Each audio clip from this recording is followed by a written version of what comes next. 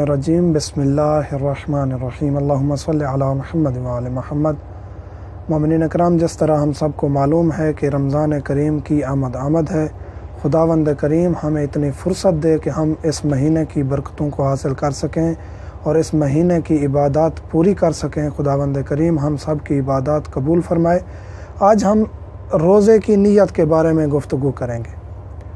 رمضان کریم کا روزہ کس طرح نیت کریں گے؟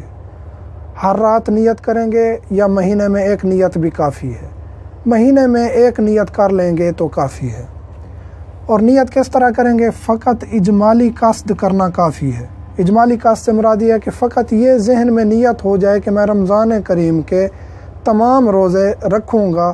یہی قصد کرنا قربتاً اللہ، ذہن میں زبان پر دہرانا نہیں ہے۔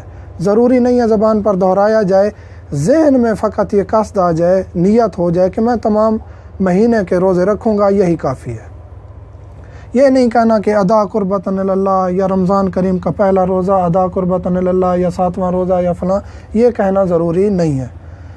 تروک و افعال کی نیت کرنا ضروری ہے۔ تروک و افعال مثلاً کہ روزہ رکھ لیا، تروک یہ ہیں کھاؤں گا نہیں، پیوں گا نہیں، یہ ذہن میں ہونا چاہیے۔ ضروری نہیں ہے کہ میں مثلاً کہ چھوٹے چھوٹے جزوں کی نیت کروں کہ وہ میں نہیں کروں گا، یہ نہیں کروں گا۔ ذہن میں یہ نیت ہوگی کہ میں روزے کا کوئی بھی ایسا کام نہیں کروں گا جو روزے کو باطل کر دے، اور میں وہ تمام کام انجام دوں گا جو روزے کو باقی رکھتے ہیں۔ یہ نیت کرنا تفصیلی ضروری نہیں ہے، جس طرح میں عرض کر چکا ہوں، جز کی ذہن میں نیت ہو یہ کافی، یہ ضروری نہیں ہے، تفصیلی ضروری نہیں۔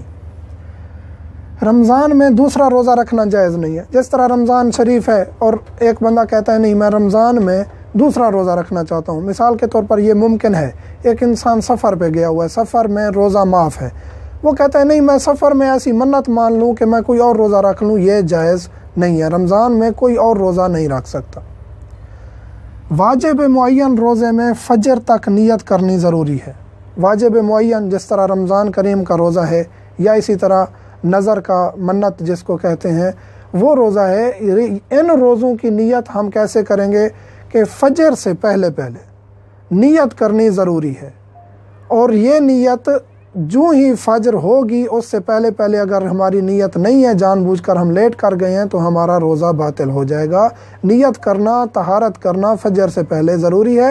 باقی روزے جس طرح ہیں کہ آپ رمضان کریم کی قضا کر رہے ہیں، رمضان کا روزہ ہے لیکن قضا کر رہے ہیں دوسرے دنوں میں رمضان کے علاوہ، تو آپ وہ زوال تک اس کی نیت کر سکتے ہیں۔ مستحب روزہ ہے، آپ مغرب تک اس کی نیت کر سکتے ہیں، لیکن جو رمضان کا روزہ ہے اس کی فجر سے پہلے نیت کرنا ضروری ہے۔ مہینے کی نیت کرنا کافی ہے، ہر روزے کی نیت کرنا ضروری نہیں ہے۔ جس طرح عرض کر چکا ہوں، مہینے سے پہلے، رمضان کریم کے شروع ہونے سے پہلے آپ فقط یہ نیت کر لیں گے کہ تمام رمضان کے روزوں کو میں ادا کروں گا، روزے رکھوں گا قربتاً اللہ، یہ کافی ہے۔ پھر ہر دن یہ دہرانا ضروری نہیں ہے کہ آج میں فلاں روزہ رکھ رہا ہوں یا فلاں روزہ رکھ رہا ہوں۔ فقط روزہ توڑنے کی نیت روزہ کو توڑ دیتی ہے۔ فقط یعنی تمام دن روزے کا فجر سے لے کر مغرب تک نیت کا ہونا ضروری ہے۔